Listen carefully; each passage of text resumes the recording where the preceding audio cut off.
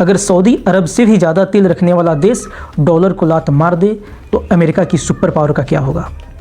सोचिए, अगर वेनेजुएला, जिसके पास सऊदी अरब से भी ज़्यादा तेल है, अगर वह डॉलर को त्याग दे और ब्रिक्स में शामिल हो जाए तो क्या होगा। चीन का डॉलर मुक्त व्यापार का जो सपना है वो सच हो जाएगा। चीन को दशकों तक मुफ्त ऊर्जा मिलेगी और अमेरिकी डॉलर की मांग रातों रात खत्म हो जाएगी। ट्रंप यह जानते थे। उनके सलाहकार स्टीफन मिलर ने 2 हफ्ते पहले ही इशारा कर दिया था, जब उन्होंने कहा वेनेजुएला अमेरिकी दौलत लुटा रहा है। उनका मतलब वेनेजुएला के पैसे से नहीं, बल्कि उस पेट्रो डॉलर सिस्टम से था जिसे वेनेजुएला तोड़ रहा था। वेनेजुएला पर हमला मादुरो का अंत नहीं था, यह युआन और चीन के सोने के भंडार पर किया गया स्ट्राइक था।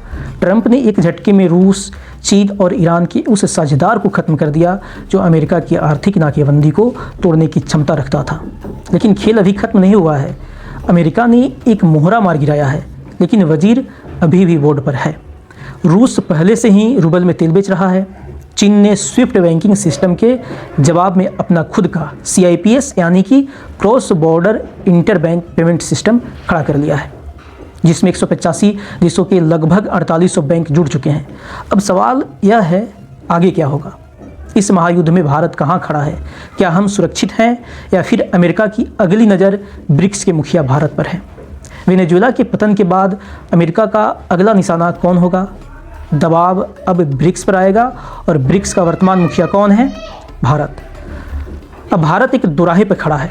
एक तरफ रूस है जो आधे यूरोप को डॉलर के खिलाफ भड़का रहा है, दूसरी तरफ चीन है जो ब्रिक्स और SCO देशों में युआन से व्यापार का दबाव बना रहा है, और बीच में है ताइवान जो बारूद के ढेर पर बैठा है। 2027 तो दूर की बात है, वेनेजुएला को देखकर लगता है कि चीन शायद उससे पहले ही ताइवान पर चढ़ाई कर दे, और यहाँ भारत की स्थिति सबसे नाजुक है। वर्तमान समय में मान सत्ता प्रतिष्ठान के आलोचक इसे सरेंडर की नीति कहते हैं। जो लोग सत्ता में बैठे हैं उन पर आरोप है कि वे अमेरिकी दबाव के आगे घुटने टेक चुके हैं। अगर भारत डॉलर के खिलाफ जाने की कोशिश करता है तो अमेरिका यहाँ रेजिम चेंज यानी कि सत्ता परिवर्तन का खेल खेलेगा। अमेरिका को भारत में एक मजबूत नहीं बल्कि एक आज्ञाकारी साथी चाहिए।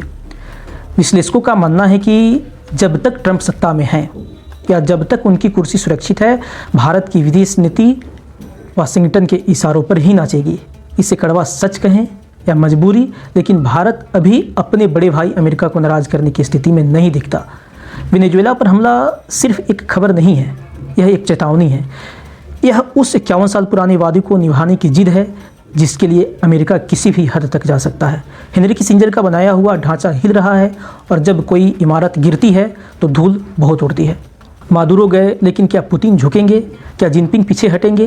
क्या भारत अपनी रीढ़ सीधी रख पाएगा? ट्रंप ने पहली चाल चल दी है, लेकिन चीन की जवाबी चाल क्या होगी? क्या 2026 में हम डॉलर का अंत देखेंगे या तीसरे विश्व युद्ध की शुरुआत देखेंगे? ट्रंप ने युआन को चित जरूर किया है, लेकिन खेल अभी बाकी है। यह साल दुनिया को वो दिखाएगा जिसकी कल्पना हमने बुरे सपने में भी नहीं की थी। डॉलर अपनी बादशाहत बचाने के लिए अभी और कितना खून मांगेगा, यह देखना अभी बाकी है। तैयार रहिए, क्योंकि शांति का नाटक अब खत्म हो चुका है। अब असली खेल शुरू होगा। लाजिम है हम देखेंगे इसी साल बहुत जल्द।